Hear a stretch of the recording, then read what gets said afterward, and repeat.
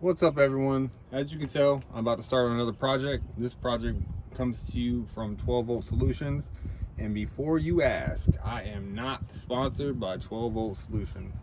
I actually love this product, so I don't mind spending the extra money. This is literally the fourth product that I've had with these guys. I've had it on 4 different vehicles. I put it on Jeeps, 4Runner, and also put it on a Dodge, so I know their products are great. This particular product is a remote start.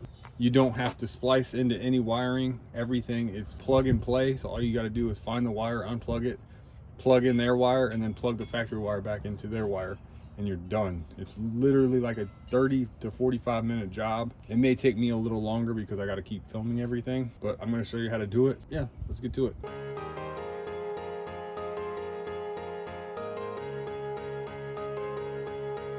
All right, so what comes in the box? I've already opened it to inspect it to make sure everything was in here. The very first page is their website to their instructions. It's just 12 Volt Solutions if you want to check out and see what it costs for your vehicle. But what comes in the box is their harnesses that you need, the module that you'll need. As you can see, there's a bunch of different ports for different vehicles, and it's really not that difficult. This one specifically to my vehicle, that's why it's in the baggie. The connectors for all the ports, like it's all color coded to blue, black to black. You can't plug in a connector in the wrong spot with this kit. It's pretty amazing. And along with this kit, I got the long range. These remotes work 2 miles away from you, so you can start your car 2 miles away. I really enjoy it. They also have one where you can connect it to your smartphone, but I don't really like those because you got to have a subscription, and I don't want to pay extra money per month just to have a remote start on my phone.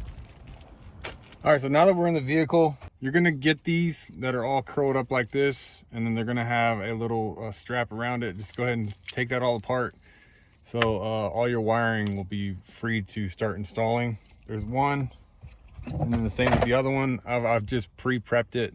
The next step, after you get everything prepped, you're gonna have to start taking apart your dash. The very first thing you want to do, tilt your steering wheel all the way up and pull it all the way out. All right, so once you do that, go ahead and start your vehicle. After your vehicle is started, the radio does not flick, by the way. That's just the frame rate of the recording. Once your vehicle is started, you're going to turn your wheel slightly to the right. That way this open part is facing the right, and you'll see a screw right here. Grab yourself a Phillips head screwdriver and go ahead and take that out. What I usually do is I just throw it in a cup holder. After you do that, now turn the wheel slightly to the left. That way the big part's facing the left. You're gonna see a screw on this side. Go ahead and take that screw out. What I usually do is I just put the big part right back at the top and I'll turn it off.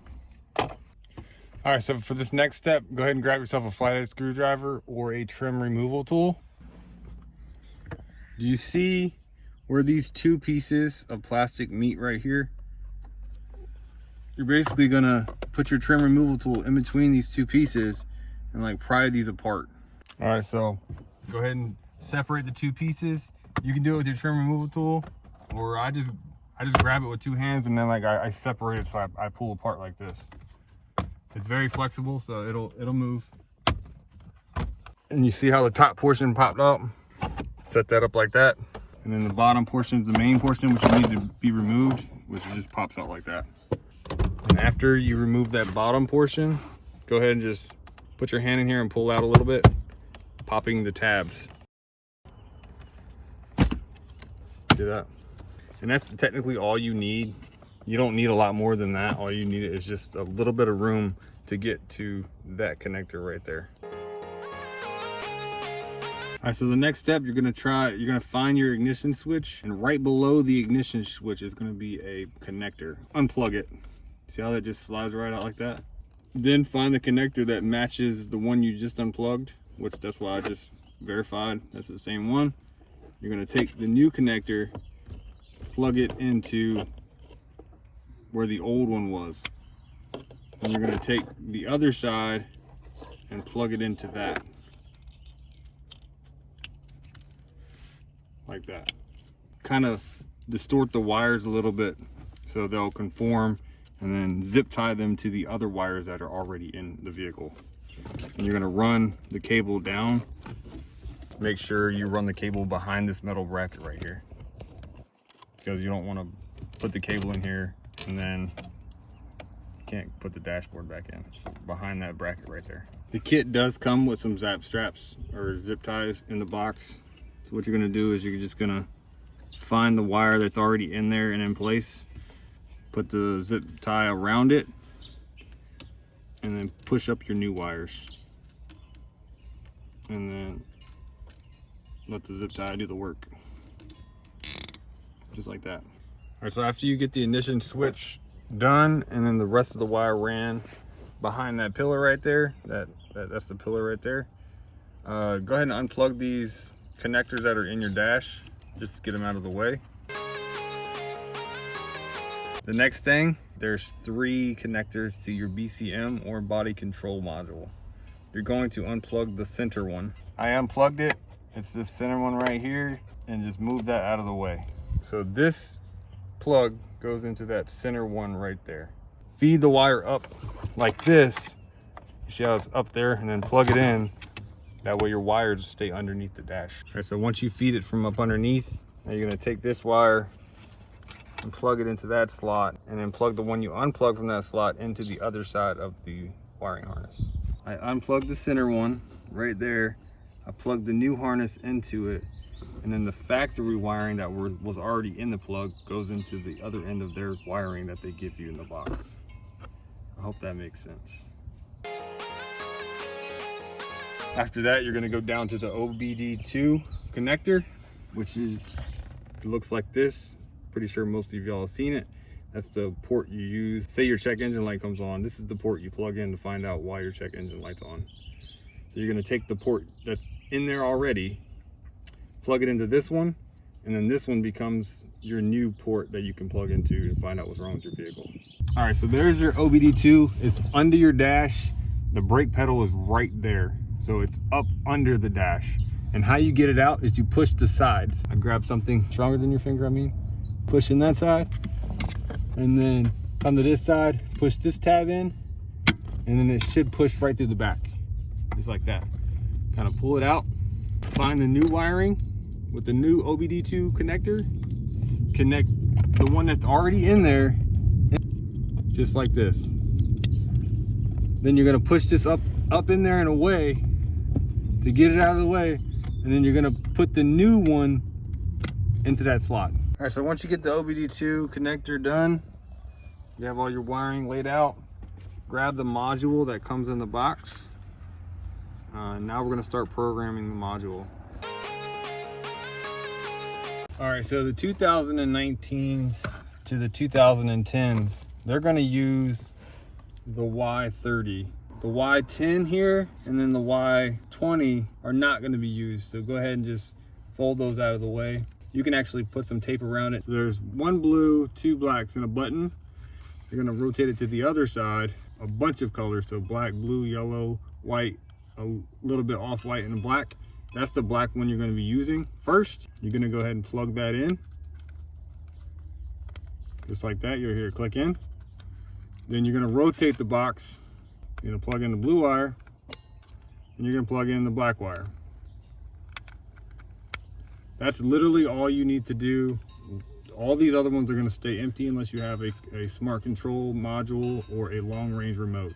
After you do that, press and hold that button right there, and then plug in the heavy duty gauge from the ignition switch. So hold the button, put it in the switch, and you're gonna wait to see the module flash red.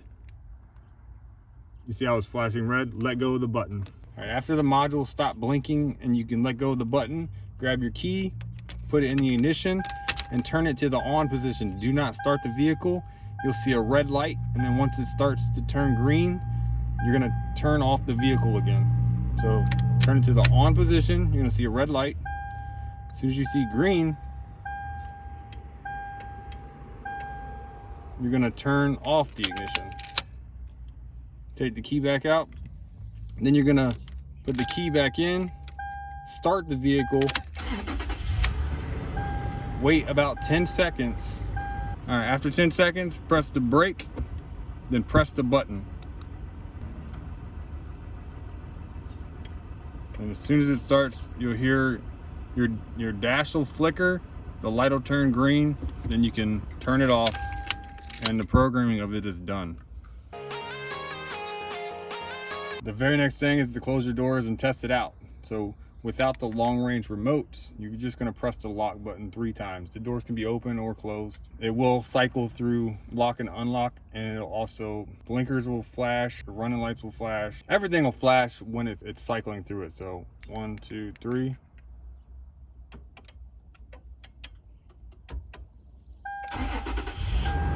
Your vehicle will start. And there's the lock and unlock of the doors. And now you have remote start on your vehicle. How simple is that? And how you turn it off, if you don't want to put the key in and turn it, like say you're in the house and you're like, okay, I'm not going to leave yet, just press it 3 more times. 1, 2, 3. And it turns off the vehicle. All right, so if you're like me and you buy the long range remote kit, what you get, all right, so it's going to come with 2 remotes. They look like this. One's thinner than the other one, one's fatter. So this is a 1-way remote, the thin one, and this is a 2-way remote. And what the 1- and 2-way remotes do is you go to start your vehicle with the 1-way, and it may start, it may not. You might be in range or you may not be in range. But the 2-way, you hold the button to start it, and then once the vehicle starts, this will beep letting you know that it started. And it'll also beep, it'll beep differently if it did not start, like if you're out of range. So I love these 2-way remotes. I've had these on 2 of the 4 vehicles I put this remote start on, and I absolutely love it. The batteries last a really long time too. It also comes with the antenna to go on your windshield for that 2-mile radius. So how you do this is you go ahead and take off your twisty tie. There's 2 ends. There's a black one and a white one. Take the white one and put it in the actual receiver of the antenna. The other end actually goes, so this one has 3 ports like I showed you earlier, a blue, a black, and another black with a button. It doesn't go on that side. It goes on this opposite side with all the colors on it. It's gonna go on this very far port right here. What you're gonna do is just plug it in. Now, grab your factory remote and unlock it twice. 1, 2. And then go ahead and put the key in the ignition, turn it on, turn it off, and then turn it on. You're gonna press this button 3 times. So 1, 2, 3. You're gonna hear it click and your lights are gonna siphon. And then after you do that, you're just gonna press these 1 time. Press this one. It's gonna siphon, letting you know that one's programmed. Press this one. And it's gonna siphon and click. Then you're gonna turn it off. You're gonna hear more clicks. That means it has been programmed successfully. Now how to test it out? I'll test it out on this one first. This is the 1-way. You click it once, it locks the doors.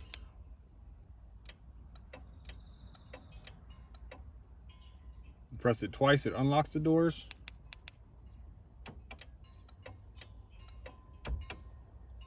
And you hold it down for 3 seconds, and then it'll start the vehicle.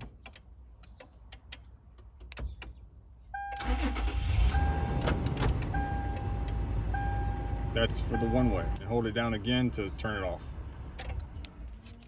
The 2-way remote, my favorite remote, same thing, same operation. So one click, it locks the doors. 2, it unlocks. You hear how it beeped? It let me know it did it. And then hold it down for 3 seconds to start the vehicle. That lets you know it sent the signal, and it'll beep, let you know if it started or not. That means it successfully started your vehicle while you're in the house or at work or whatever. Same with the other one, just hold it down again if you want to turn it off. Now everything has been successfully programmed and paired. What you'll want to do now is run the antenna. What I do once everything's already programmed, only thing I unplug is the antenna because it gets in the way. It's already programmed, so you don't have to worry about it. Take your module and basically where I put it is right here behind this bracket right here. Fits in there perfectly and snugly, and then I zip tie it around it. All right, it may not be pretty, it's secure, it's not gonna go anywhere. Now I'm going to plug the antenna back into that very top one on the box, the little black one. I don't know if you see it, it's like right above the blue. I'm going to run the wire through here and then up underneath this trim, up underneath this, and it's gonna cross over and it's gonna tuck under the headliner, and it's gonna be right here above the rearview mirror.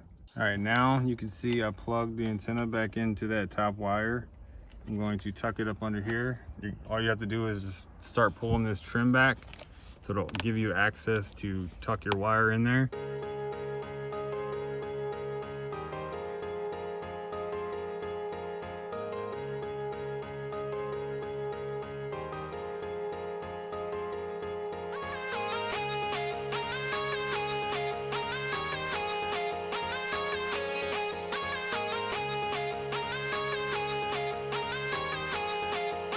Press it. Did your vehicle lock?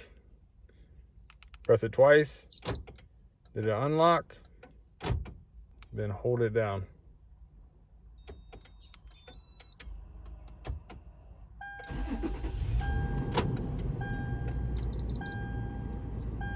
And did you hear it lock after it started?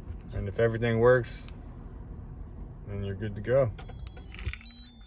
All right, so after you verified everything works and you're happy with it, plug these back in, put the trim around the ignition back on, and then you have a remote start in your car.